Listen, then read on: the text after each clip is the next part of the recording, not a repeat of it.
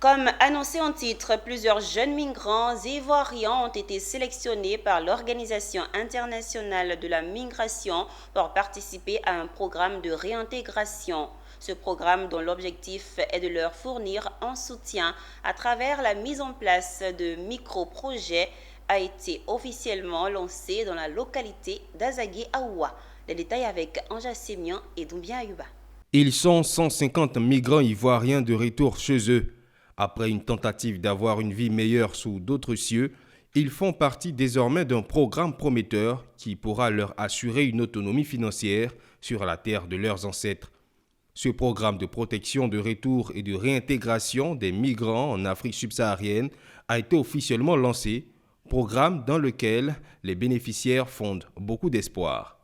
Vraiment, je tenais vraiment à remercier l'OIM et aussi le gouvernement ivoirien. Donc on espère que tout se passera bien et que chacun de nous saura comment s'orienter. Mon résultat après la formation, la vente, parce que je vends les chaussures avec les habits. Donc moi, c'est ce que je vais faire en fait. Après la formation, s'il y a d'autres choses aussi que je peux faire, je vais les faire.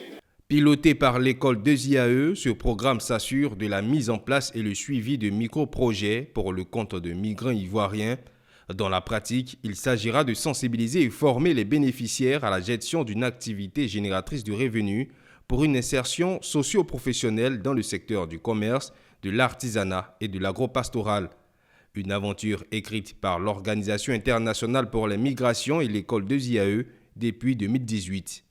Mais pour ce programme, c'est sur 6 mois. Et après, il y a le suivi.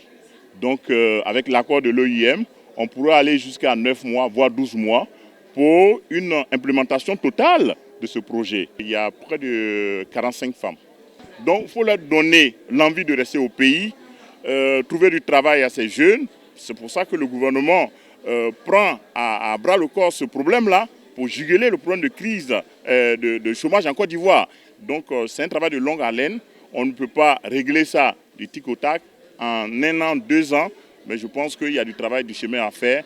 Mais on encourage. Le conseil que je peux donner maintenant à mes jeunes frères, c'est de leur dire: nous avons tout chez nous ici pour réussir. Selon l'OIM, le taux de migrants ivoiriens a presque doublé, passant de 28% entre 2017 et 2020 à 56% entre 2022 et 2023. Pour réduire considérablement ce taux, l'école 2IAE se fixe l'objectif de fournir un soutien à 300 migrants, mais au-delà, faire comprendre à la jeunesse ivoirienne que l'Eldorado, c'est ici.